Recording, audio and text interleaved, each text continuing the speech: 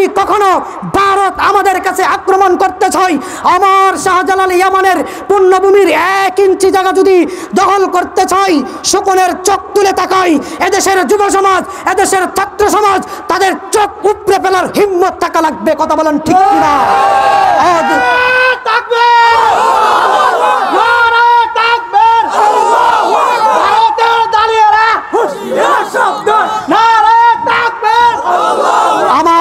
আমি আমার নবুয়তের চেয়ারের মধ্যে 2টা জিনিস রেখে গেলাম, কারণ আমি জানি কিয়ামতের আগে কিছু গারতারা, গোলাম আহমদ কাদিয়ানীদের মতো কিছু গারতারা, সাদের মতো কিছু গারতারা, ওয়াসিফ, মুআজ, এরপরে উসামার মতো কিছু কুখ্যাত সন্ত্রাসী গারতারা আসবে।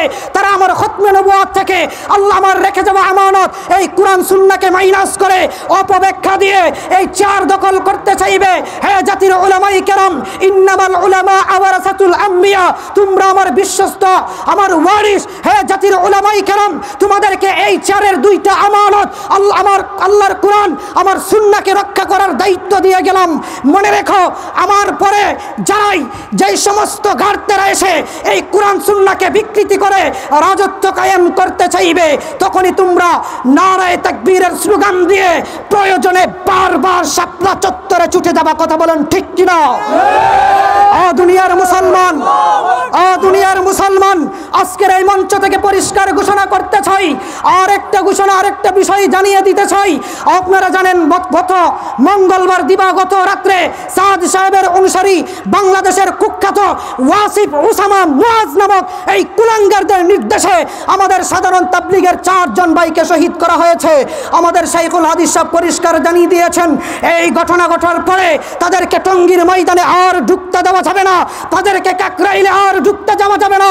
ও ময়মনসিংহের বাসী, এই যুব সমাজ, তোমাদের কাছে বলে যাই, আমার এলাকায় যদি কোনো সাদপন্থী, কোনো কুখ্যাত সন্ত্রাস ঢুকে, তাদেরকে প্রতিহত করতে হবে। কথা বলেন ঠিক কিনা?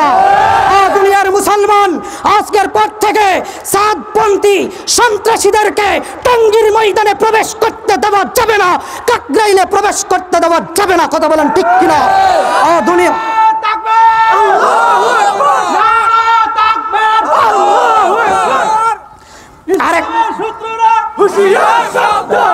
আরেকটা বিষয় জানিয়ে দিতে চাই, আমাদের দেশে আরেকটা সংগঠন বাইর হয়েছে, যেটার নাম হলো ইসকন। অর্থাৎ এরা কোনো বাংলাদেশের সাধারণ সনাতনী নয়। আপনাদেরকে সতর্ক করে যাই, হে যুব সমাজ, হে ছাত্র সমাজ, ভালো করে মনে রাখো, ইসকন নামের এই জঙ্গি সংগঠন এটা বাংলাদেশের নয়, এটা ভারতের, গুজরাটের কট্টর হিন্দুত্ববাদ এই দেশে কায়েম করার জন্য তারা পাইতারা করতেছে। দুনিয়ার মুসলমান, আজকের এই মিডিয়ার মাধ্যমে আমি ইসকনের সন্ত্রাসীদেরকে বলে দিতে চাই, তোমরা আমার দেশে সাধারণ সনাতনী হিসেবে থাকো, তোমাদের মন্দিরে ইবাদত করো, আমরা কোনো কিছু নাই, প্রয়োজনে আমরা তোমাদেরকে পাহারা দিব। কিন্তু ইসকন এই সন্ত্রাসী সংগঠন কায়েম করে আমার বাংলাদেশে 92% মুসলমানের দেশে শাহজালাল ইয়ামানির পুণ্যভূমিতে বসে গুজরাটের, ভারতের কট্টর হিন্দুত্ববাদের এজেন্ট বাস্তবায়ন করার লক্ষ্যে জয় শ্রীরামের স্লোগান দিয়ে চট্টগ্রাম আদালতের পাশে আমার মুসলিম আইনজীবী সাইফুল ইসলাম আলিফকে তোমরা জবাই করবা। খোদার কসম, এদেশের যুব সমাজ, এদেশের ছাত্র জনতা তোমাদের জিহ্বাকে টেনে ছিঁড়ে ফেলবে। কথা বলেন ঠিক কিনা?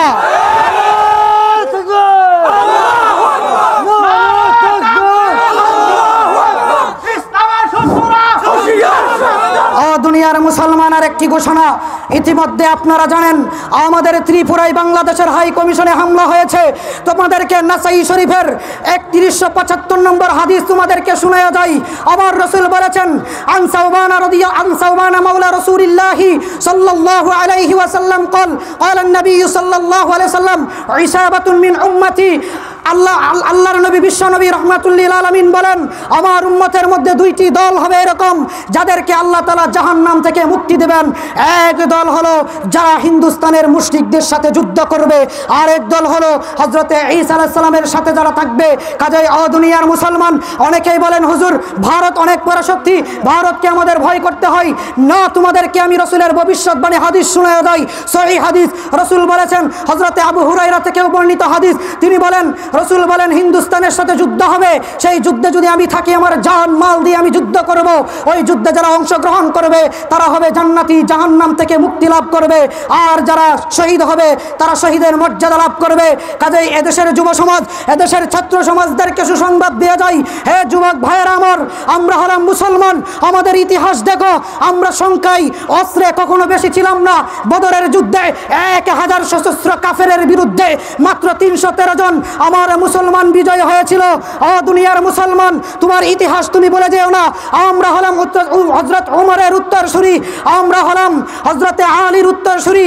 হে যুব সমাজ, আমি তোমাদেরকে বলিয়া যাই, আমার বাংলাদেশের এই 55,000 বর্গ মাইলের 1 ইঞ্চি মানচিত্র যদি কোনো পরাশক্তি দখল করতে চাই, হোক সেটা ভারতের মতো গরুর পেশাব খাওয়া, গুজরাটের কষায়ের মতো পরাশক্তি হোক না কেন, আমার দেশের যুবকদেরকে বলে যাই, তোমরা কোনো ভয় করবে না। ভারতকে ভয় করার টাইম আমাদের নাই। আমরা মুসলমান, আমাদের শক্তি হলো ঈমানের শক্তি। আমাদের মুসলমান ঈমানের শক্তিতে লড়বে। আল কোরআন বুকে ধারণ করে, নবীর আদর্শ বুকে ধারণ করে। ও দুনিয়ার মুসলমান, যদি কখনো ভারত আমাদের কাছে আক্রমণ করতে চায়, আমার শাহজালাল ইয়ামানের পুণ্যভূমির 1 ইঞ্চি জায়গা যদি দখল করতে চাই, শকুনের চোখ তুলে তাকাই।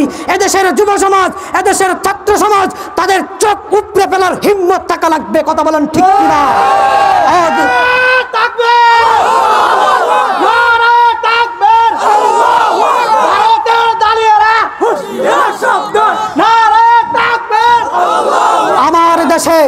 আমার দেশে যেই সমস্ত ভারতীয় রয়ের এজেন্ট হিসেবে বাস্তবায়ন কাজ তারা চালাচ্ছে, ভারতের এজেন্ট হিসাবে ভারতের কট্টর হিন্দুত্ববাদ এই দেশে কায়েম করতে চাচ্ছে, আজকে মিডিয়ার মাধ্যমে তাদেরকে জানিয়ে দিতে চাই, ও ভারতের দালালেরা, এইটাকে দিল্লি মনে করিও না, এটা ঢাকা, এটা ভারত নয়, এটা বাংলাদেশ, মুসলমানের দেশ।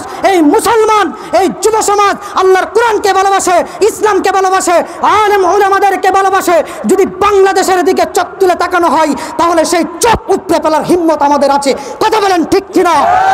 আজকে বড়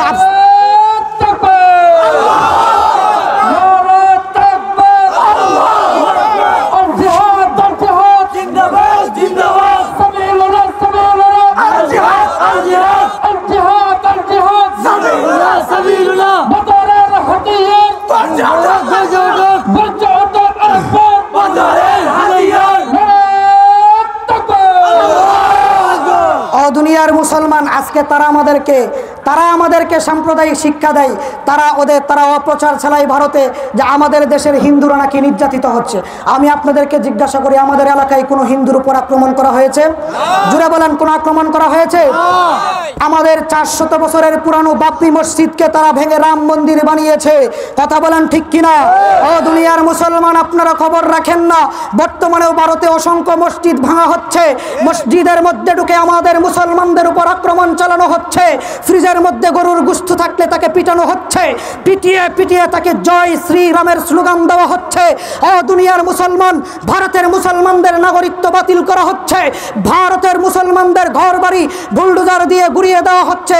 আজকে তারা আমাদেরকে সাম্প্রদায়িকতার গল্প শোনায়। ও দুনিয়ার মুসলমান, ওই হিসাবে আমাদের দেশের যারা সনাতনী ভাই, তারা জামাই আদরে আছে। কথা বলেন ঠিক কিনা? এটাই আমাদের আদর্শ, মুসলমানদের আদর্শ। আমার ইসলাম, আমার রসুল এটা শিখাই নাই যে বিধর্মীদের উপর আক্রমণ করার জন্য। আপনারা দেখেছেন 5 আগস্টে বিপ্লবের পরে এই মন্দিরগুলো আমার মাদ্রাসার হুজুররা, ছাত্ররা পাহারা দিয়েছিল। কথা বলেন ঠিক কিনা? দুনিয়ার মুসলমান, কাজে আমি বলতে চাই, তারা এই দেশকে নিয়ে ইতিমধ্যে ষড়যন্ত্র শুরু করে দিয়েছে। কাজেই আজকে ঘোষণা দিয়ে যাইতে চাই, হে দেশের যুব সমাজ, হে দেশের তাওহীদি জনতা, হে ছাত্র সমাজ, তোমরা ভয় পেও না।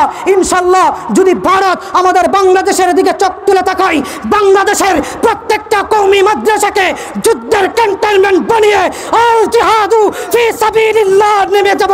কথা বলেন ঠিক কিনা? প্রয়োজনে মাথার সুতার টুপি গুলে মাথায় লোহার হেমলেট পড়তে রাজি আছেন তো? গোবিন্দপুরের যুব সমাজ রাজি আছেন তো?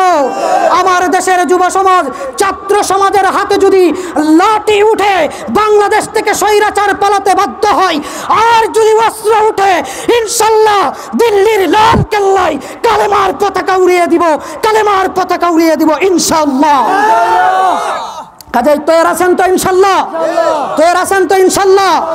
আজকের এই মাহফিল থেকে পরিষ্কার জানিয়ে দিতে চাই, আজকের এই 92 ভাগ মুসলমানের দেশে আমাদের সরকারের কাছে উদাত্ত আহ্বান থাকবে, আরেকটা দুশ্মন যেটার নাম হলো কাদিয়ানি, এই কাদিয়ানিদের উত্তরসূরিদেরকে অনতিবিলম্বে কাফের ঘোষণা করতে হবে। কথা বলেন ঠিক কিনা? এটা 92 ভাগ মুসলমানের দেশ, তারাও কাফের পরিচয় এখানে থাকবে, কোনো সমস্যা নাই।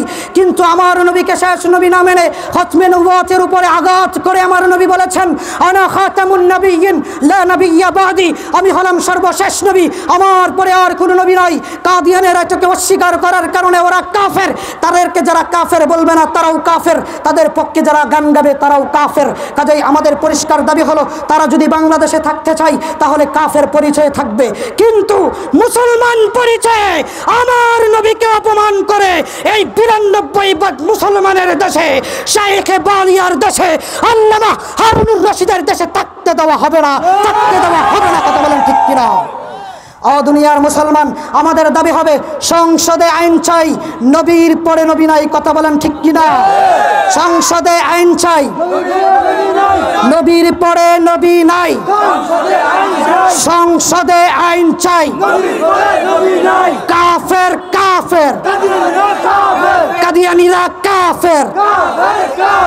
কাজেই পরিষ্কারভাবে লাস্ট একটি মেসেজ আপনাদেরকে দিয়ে যাই, দুনিয়ার মুসলমান, নাস্তিক ব্লগারদেরকেও আমরা বলবো, এটা 92 ভাগ মুসলমানের দেশ, এদেশে আমরা অনেক সহ্য করেছি।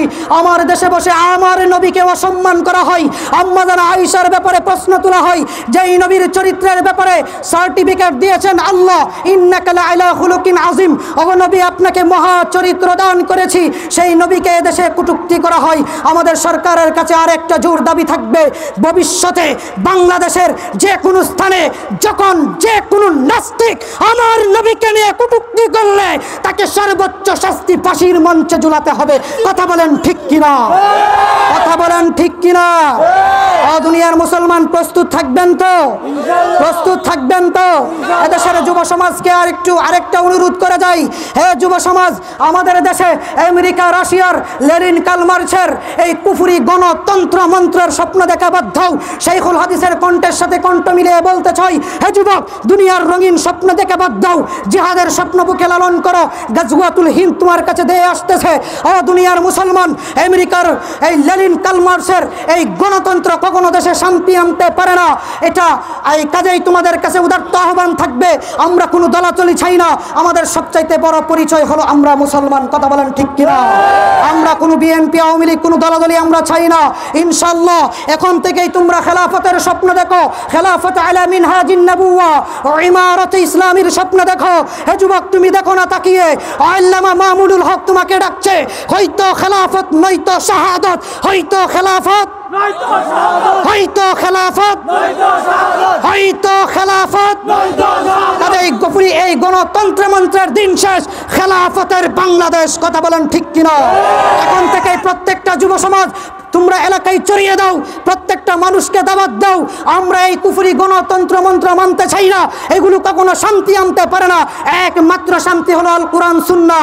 দুনিয়ার মুসলমান, এখন থেকেই স্বপ্ন দেখো। কাজে আমি তোমাদেরকে বলে যাই, যখন যে কোনো সময় আল্লামা মামুনুল হক যদি আল্লাহর আসমানের নিচে জমিনের উপরে খেলাফত আলা মিনহাজিন নবুওয়া ইমারতে ইসলামের জন্য আল্লাহর জমিনে আল্লাহর হুকুম কায়েম করার জন্য যদি ডাক দেয়, তাহলে আবার শাপলা চত্বরে যেতে কে কে রাজি থাকবা? কথা বলেন ঠিক কিনা? নারে তাকবীর, নারে তাকবীর। কাজেই আমাদের আরেকটা উদাত্ত আহ্বান থাকবে, শাপলা চত্বরে 2013 সালের